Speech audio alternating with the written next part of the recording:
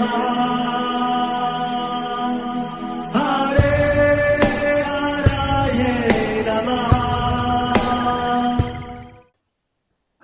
कृष्णा जी, आप सबका बहुत बहुत स्वागत है। मंगलाचरण आरंभ करते हैं।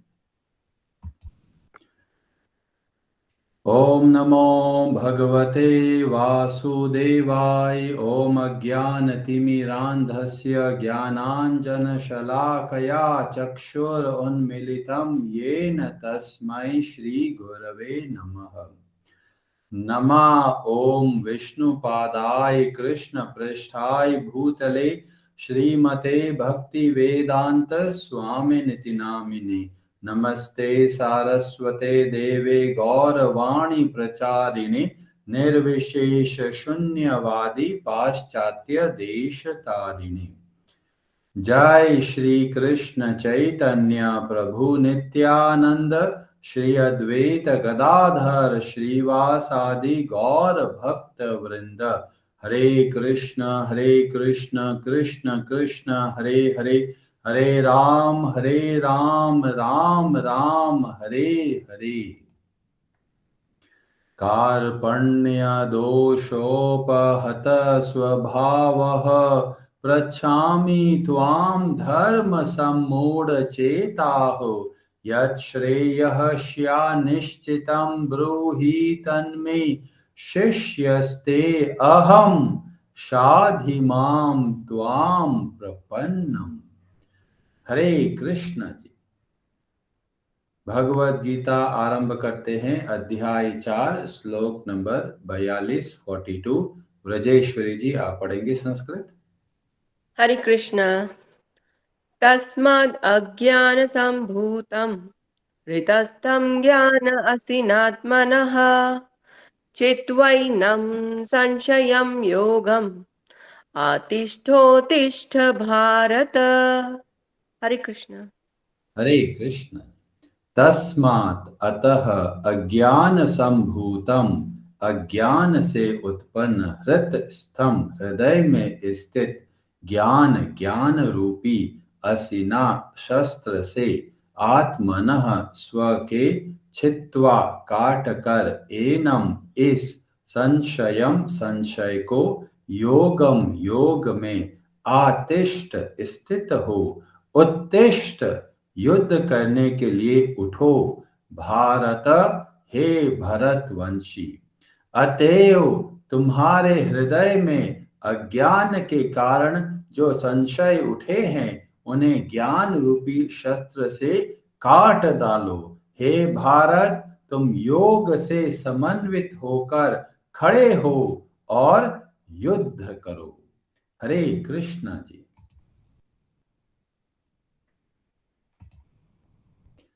बहुत ही उत्साहवर्धक यह श्लोक है।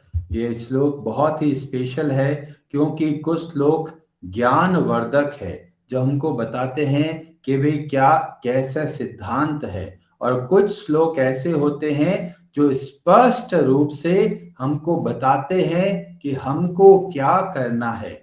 ऐसे श्लोकों को बोलते हैं इंस्ट्रक्शन वाले श्लोक। उसमें से ये बहुत ही अद्भुत श्लोक है। इसमें भगवान श्री कृष्ण स्पष्ट रूप से आदेश बताते हैं, स्पष्ट रूप से बताते हैं हमको क्या करना चाहिए।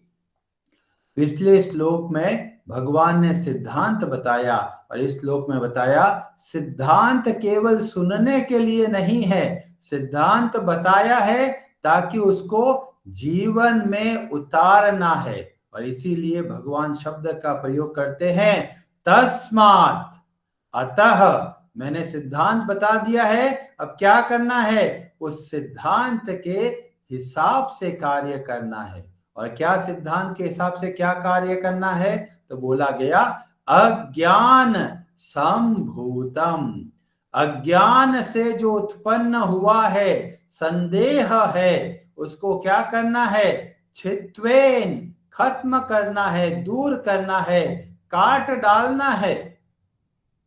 तो कई लोग सोचते हैं अरे भगवत गीता तो लगता है मार धाड़ सिखा रही है, लड़ाई करना सिखा रही है, पर वास्तव में भगवत गीता का जो ग्रंथ है वो बताता है कि हमारे हृदय में हर रोज लड़ाई होती है, हर रोज एक वॉर होता है और हम सबको ट्रेनिंग की आवश्यकता है।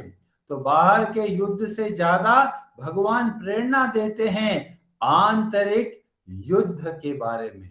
और इसलिए ये भगवत गीता का ज्ञान हर एक व्यक्ति के लिए है। कई लोग सोचते हैं अरे भगवत गीता तो 5000 साल पहले बोली है, अब पता नहीं काम आएगी या नहीं आएगी। पर भगवान श्री कृष्ण उस ऐसे युद्ध के बारे में बात कर रहे हैं जो हमारे हृदय में हर रोज होती है और हम हर रोज घायल हो जाते हैं। तो भगवान हमको ट्रेनिंग देने की प्रेरणा देते हैं। और जो लोग बोलते हैं जी हमको तो कोई डाउट ही नहीं है, हमको तो कोई संदेह नहीं है, इसका मतलब अभी हमको पता नहीं है।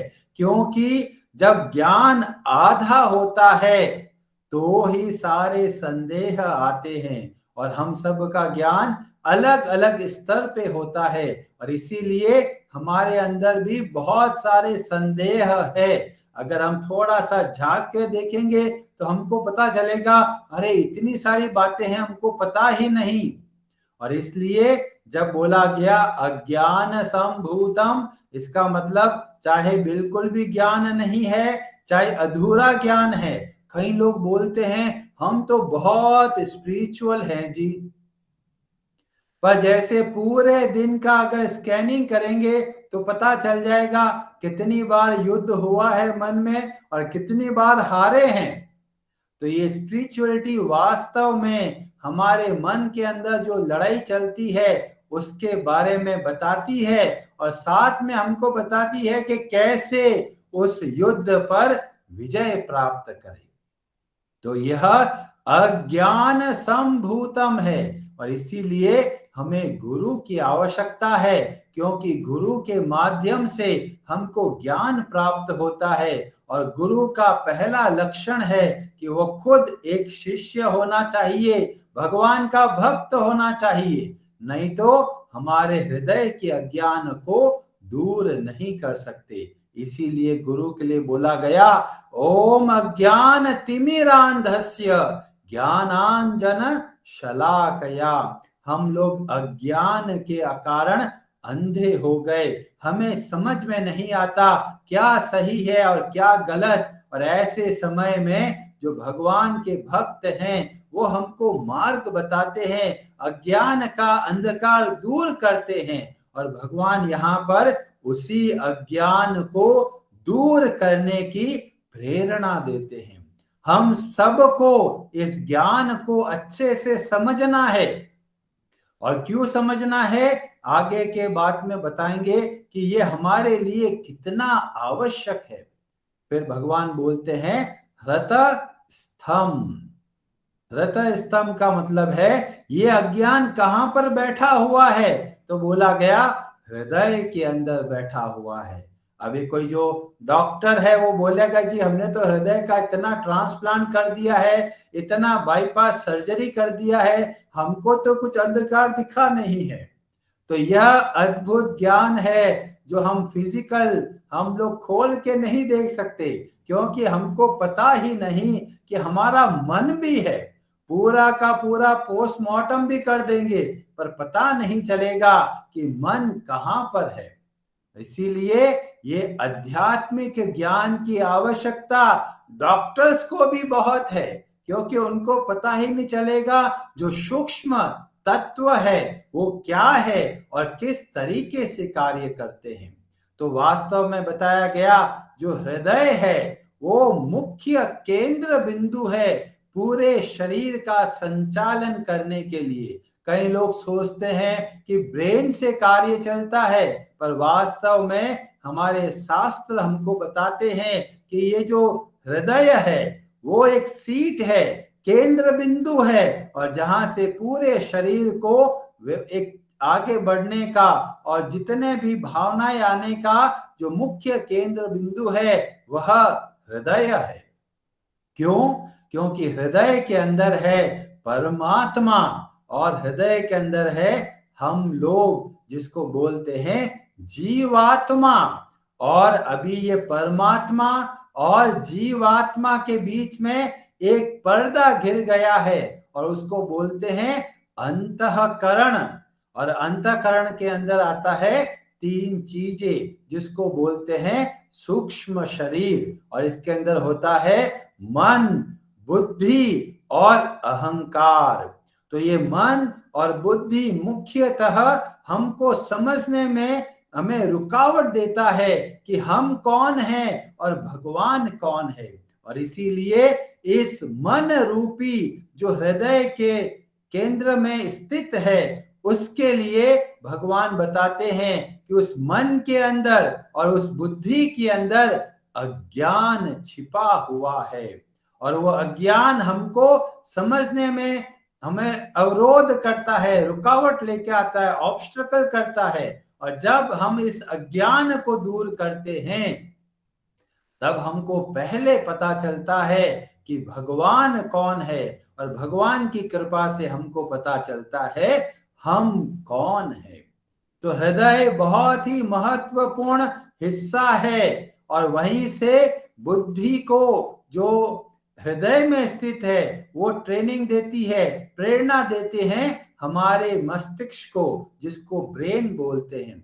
हमारे उपनिषद हमको बताते हैं कि वास्तव में हृदय के अंदर इतनी सारी ग्रंथियां है, इतनी सारी नाड़ियां है, उसमें से कुछ नाड़ियां दिमाग की ओर जाती है और सिग्नल देती है, और जो दिमाग है फिर वो तरह तरह के कार्य करवाता है अलग अलग अंगों के माध्यम से। तो वास्तव में जब हृदय बोला गया तो मुख्यतः मन और बुद्धि के बारे में बताया गया, क्योंकि बुद्धि और मन यहाँ पर ही अज्ञान बैठा हुआ है, और अज्ञान के कारण धुंधला हो गया है। क्या धुंधला हो गया? हमको चीजें समझ में नहीं आती, और हमें इस धुंधलेपन को ही दूर करने की प्रेरणा भगवान इस श्लोक में देते हैं। कैसे इसको दूर करेंगे? तो भगवान बोलते हैं ज्ञान आसीना आत्मनः। आसीना का मतलब हुआ शस्त्र, और विशेषतया तलवार। तलवार के द्वारा काटना है। यहां पर शब्द का प्रयोग करते हैं छित्त्वेन। छित्त्व काटना है, तोड़ना है, हटाना है। किसको? संशयम। अपने सारे संदेह को हमको हटाना है। और ये कौन सा ऐसा बंधन हो गया है जिसको काटने की बात की जा रही है? तो बताया गया ये संशय। और ये संशय कहां से आ रहा है? ये संशय आता है जब हम संसार के अंदर भोग बुद्धि रखते हैं, जब हम संसार के अंदर काम वासना रखते हैं, तो ये रस्सी हमको बांधती चली जाती है, और इसीलिए तलवार के द्वारा इसको काटना है। 16वें अध्याय के जो 12वां श्लोक है, उसमें भगवान श्री कृष्ण बोलते हैं ये कौन सी रस्सी है? कौन सी रस्सी है? तो बोला गया आशा। आशाएं, सुख पाने की इच्छाएं जो है, ये कैसी है? पाश। पाश का मतलब है रस्सी है जो हमको बांध रखी है। क्या एक रस्सी है? तो बोला गया शतेर बद्धा। हजारों रस्सियों से लोग बंधे हुए हैं, तरह तरह की इच्छाओं के पीछे भागते हैं, और वो कहां से आ रही है? तो बोला गया काम क्रोध परायणाः। ये मन के अंदर जो 6 दुश्मन बैठे हैं, ये वास्तव में हमारा शोषण करते हैं, जो इच्छाओं का रूप धारण कर लेते हैं और हमको खींचते हैं। जैसे किसी व्यक्ति को रस्सी से बांध दिया जाता है और उसको रगड़ कर लेके जाते हैं, ऐसे ही इच्छाएं हमको रगड़ कर लेके जाती है। जैसे मार्केट में जा रहे हैं और अचानक सुगंध आ जाती है, आंखों से दिखता है गरम गरम हलवा मिल रहा है, तुरंत वहां और बढ़ने लग जाते हैं। तो ये रस्सी जो वासना है, सुख भोगने की इच्छा है, हमको खींच के लेके जाती है, और यही बात को भगवान बताते हैं, ये हमारे शत्रु है जो हमको सही दिशा में आगे बढ़ने नहीं देते। जिस तरीके से अभिमन्यु होता है वो निहत्था होता है, छह छह दुश्मन उसके ऊपर वार करते हैं, उसके ऊपर शस्त्र चलाते हैं, ऐसे ही हम भी हैं इस संसार के अंदर जो हर रोज लड़ाई होती है। छह दुश्मन हर रोज हमको तीरों से दुख पहुंचाते हैं। और सबसे पहले शुरू होता है सुबह का समय। इतनी भयंकर ठंड पड़ रही है, अब क्लास अटेंड करूं या फिर यूट्यूब में बाद में सुनूं। हर रोज एक लड़ाई शुरू होती है, अरे बहुत ठंड है, हर रोज कथा सुन रहे हैं, चलो एक दिन आराम कर लेते हैं। रजाई से बाहर हाथ निकालने के लिए भी बहुत समस्या हो रही है। तो हम देखते हैं हर रोज हमारे सामने प्रलोभन आते हैं, द्वंद्व आते हैं और बार बार हमको भ्रमित कर देते हैं। और भगवान हमको बोलते हैं उत्तिष्ठ, खड़े हो जाओ। अभी अर्जुन को बोलना भी खड़ा कैसे होना है, तो भगवान प्रेरणा दे रहे हैं हम सबको कि हमें कार्य को करना है, जो अंदर का द्वंद्व आ गया है उसको दूर करना है और बहुत उत्साह से हमको अपने जीवन में आगे बढ़ना है। कोई बोलेगा ठीक है, संदेह पड़ा है तो तकलीफ क्या है? संदेह के कारण हम लोग सही तरीके से निर्णय नहीं ले पाते। कुछ लोग सोचते हैं अरे थोड़ा आराम कर लेते हैं और फिर वो सो जाते हैं, सोचते हैं कि बस 5 मिनट के लिए सोऊंगा और फिर तुरंत खड़ा होके अच्छे से कथा सुनूंगा। और 5 मिनट का ले देखते हैं तो देखते हैं अरे 1 घंटा हो गया।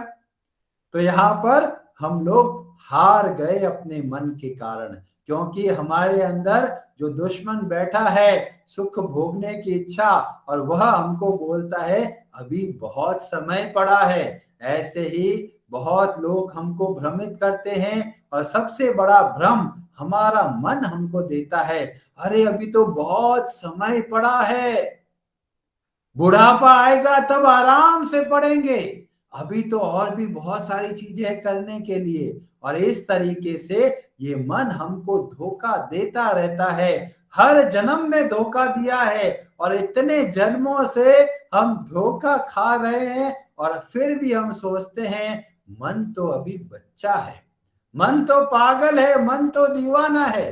पर इस दीवाने की वजह से हमको लोगों ने पागल बना दिया है। और इसलिए भगवत गीता के ज्ञान की आवश्यकता हम सबको है। इतना प्रैक्टिकल ज्ञान जो हमको वास्तव में निर्णय करने में हमारी सहायता करता है।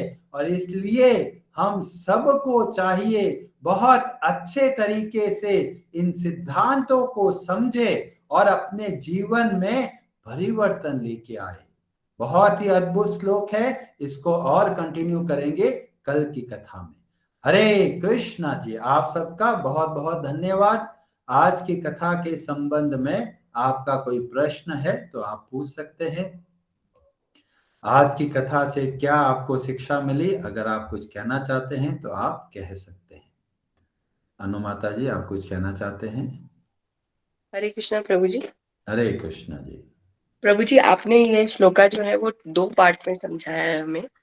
पहला जैसे आपने बताया कि हमारे मन में जो डाउट्स होते हैं, और दूसरा आपने बताया हमारी इच्छाएं। हम्म। तो प्रभु जी, जो डाउट्स होते हैं तो कई बार मतलब हम छोटी छोटी चीजों पे भी डाउट करते हैं।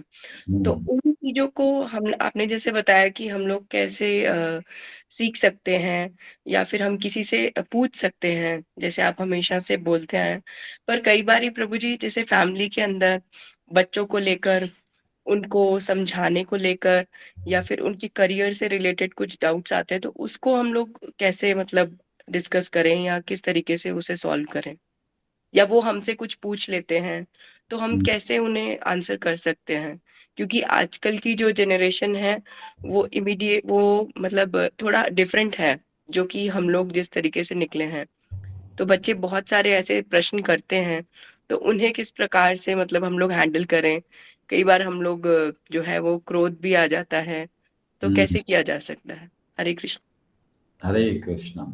तो ये बहुत महत्वपूर्ण टॉपिक है और इसमें आर्ट ऑफ पेरेंटिंग का बहुत बड़ा योगदान है, क्योंकि लोग माता पिता बन जाते हैं बिना ट्रेनिंग लिए और फिर बाद में आगे चल के बहुत तरह तरह के समस्याओं के सामने फंस जाते हैं।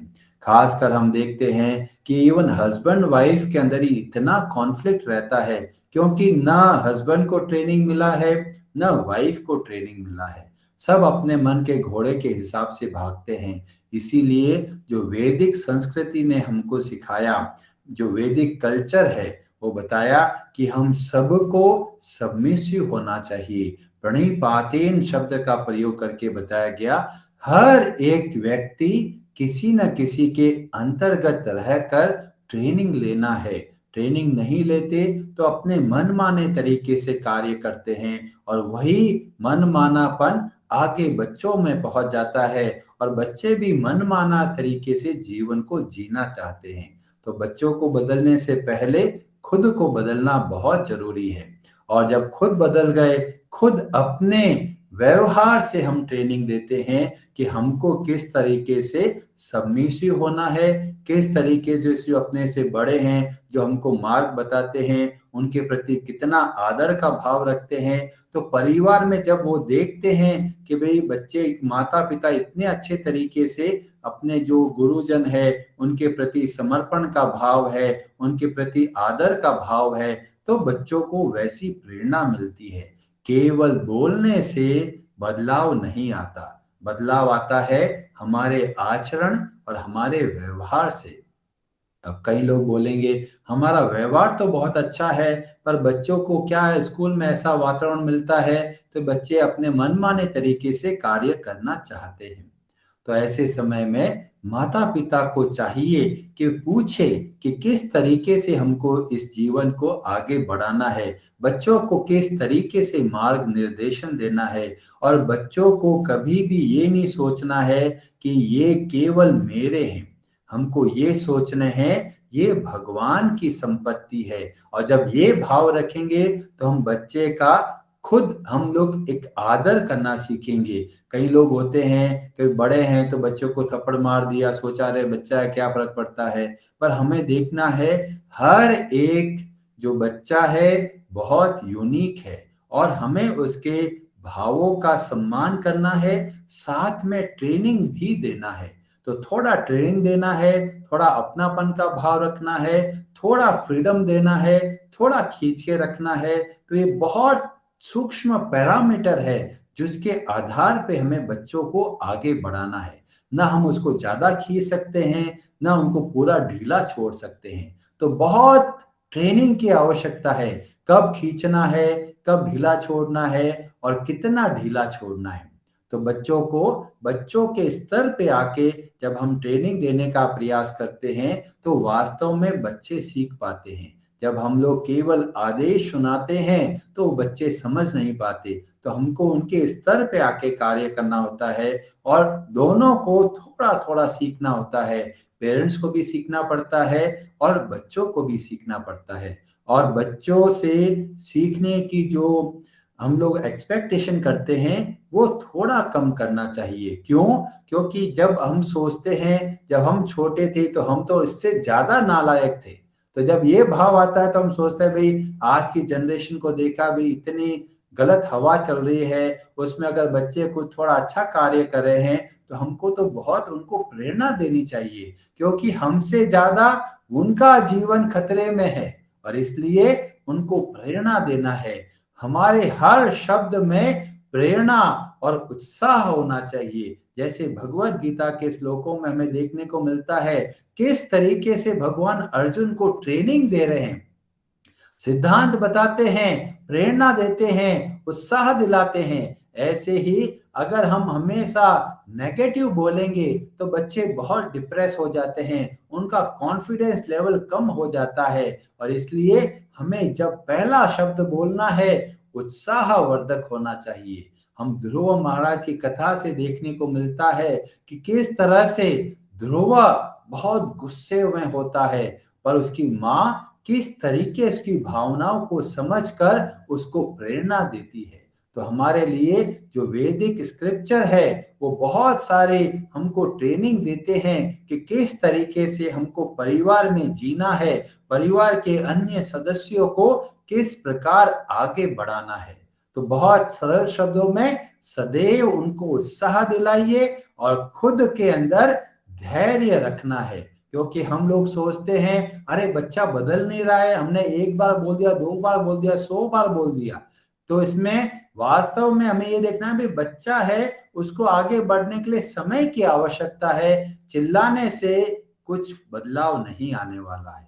जैसे एक कमल का पौधा होता है, फिर फूल निकलता है, अभी वो फूल पूरा बना नहीं, हम चिल्ला रहे भी फूल बनो फूल बनो, फूल बनेगा कैसे? वो इसका एक प्रोसीजर है। ऐसे ही बच्चों का जो स्तर है वो धीमे धीमे बढ़ता है। तो बच्चों से ज्यादा माता पिता को ट्रेनिंग की आवश्यकता है, धैर्य की और उत्साह दिलाने की बच्चों को कि भाई बेटा तुम तो बहुत अच्छे से कर दिया, अब तुम्हें थोड़ा सा और करना है। हमें दूसरों से तुलना नहीं करना है। दूसरों से तुलना करेंगे तो सबसे ज्यादा बच्चे भी परेशान रहेंगे, माता पिता भी परेशान रहेंगे।